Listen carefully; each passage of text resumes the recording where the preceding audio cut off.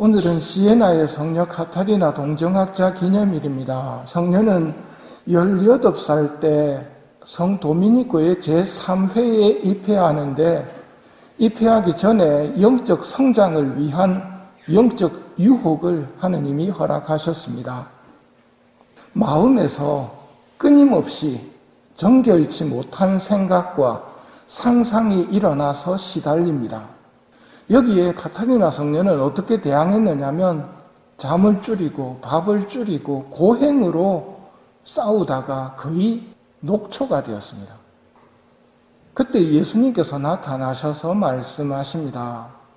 카타리나를 부르자 나의 주님, 악마들이 내 마음을 괴롭혔을 때 어디 계셨습니까? 나는 네 안에 있었다.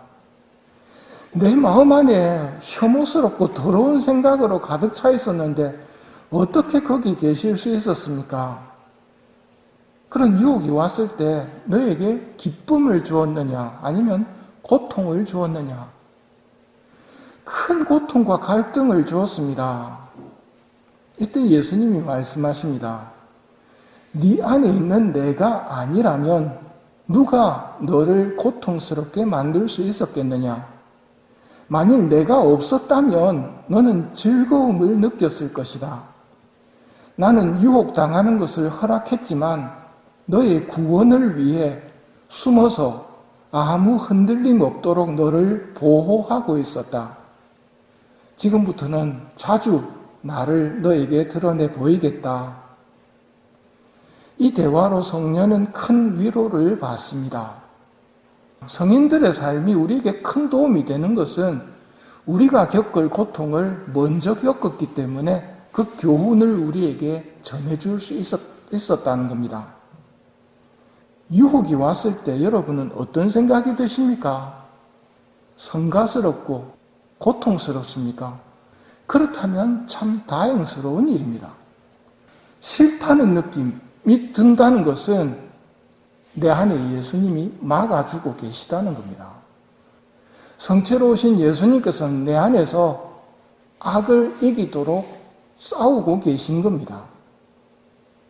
예수님을 잊어버리면 안 됩니다. 주님께서 여러분과 함께. 형식적으로가 아닙니다. 내 안에서 그분이 막아주고 계십니다. 지금까지 여러분이 겪었던 시련이나 고통들, 내가 어떻게 이겨냈다고 생각하신다면 잘못 알고 계신 겁니다. 내 안에 예수님이 도와주셨고 내가 거기에 동의했을 뿐입니다. 천국을 잃어버린 사람들은 유혹이 오면 고통스러워하지 않습니다. 고통스럽다면 아직은 괜찮구나. 예수님 좀 막아주십시오. 이게 우리가 해야 할 일이라는 말입니다.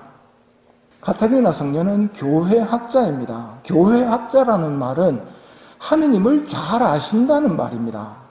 이 똑똑하다고 되는 것이 아니라 하느님을 많이 경험해 본 사람에게 교회가 부여하는 호칭입니다.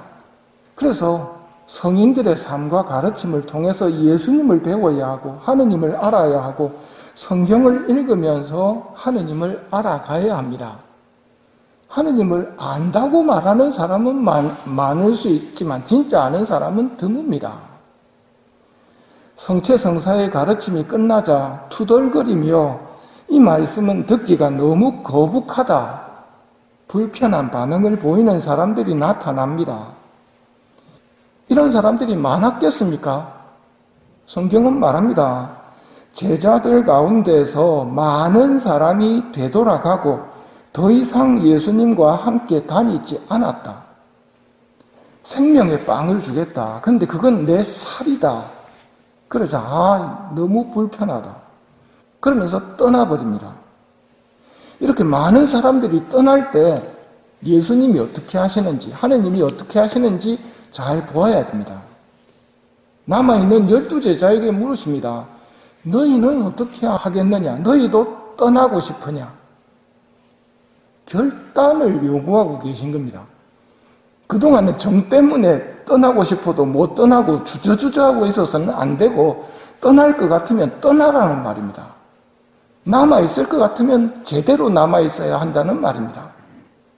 하느님이 싫어하시는 것이 뜨뜻미지근한 겁니다. 너는 차지도 않고 뜨겁지도 않다. 네가 차든지 뜨겁든지 하면 좋으련만 내가 이렇게 미지근하여 뜨겁지도 않고 차지도 않으니 나는 너를 입에서 뱉어버리겠다. 이게 하느님입니다. 너희는 말할 때 이해할 것은 이해하고 아니오 할 것은 아니오라고만 하여라. 그 이상의 것은 악에서 나오는 것이다. 하느님께는 적당한 타협이라는 것이 없습니다. 타협이란 하느님께로부터 오는 것이 아니고 하느님의 성인들에게서 오는 것도 아닙니다. 진리와 거짓이 섞일 수는 없습니다. 하느님과 재물을 함께 섬길 수는 없습니다. 예수님께서 주시려는 생명의 빵인 성체, 당신의 살을 믿음으로 받아들이든지 아니면 떠나든지 둘 중에 하나를 선택해야 합니다. 둘 중에 하나를 결정해야지 말로는 믿는다고 하면서 실제로는 성체가 하느님이라는 것을 믿지 않는 사람들의 태도를 보인다면 하느님은 뱉어버리실 겁니다. 어떠한 종도 두 주인을 섬길 수 없습니다. 12 제자에게 분명한 태도를 요구하신 것은 적당히 타협하며 당신을 따라오려다가는 낭패를 볼 것이기에 분명한 태도를 요구하시는 것입니다. 성체가 하느님이라는 것을 믿는다면 성체가 모셔진 이곳은 당연히 성전입니다. 하느님이 여기 계신다는 것을 믿는다면 행실로서 보여야 합니다. 예수님께서는 하느님이시며 당신의 살을 주십니다. 우리에게 생명을 주시기 위해서이고 힘을 주시기 위해서입니다. 어떤 힘입니까? 가타리나 성녀에게서 보듯이 유혹이 왔을 때 그 유혹을 고통으로 여기고 참고 죄에 떨어지지 않도록 버틸 수 있는 힘을 주시는 분은 예수님이라는 말입니다.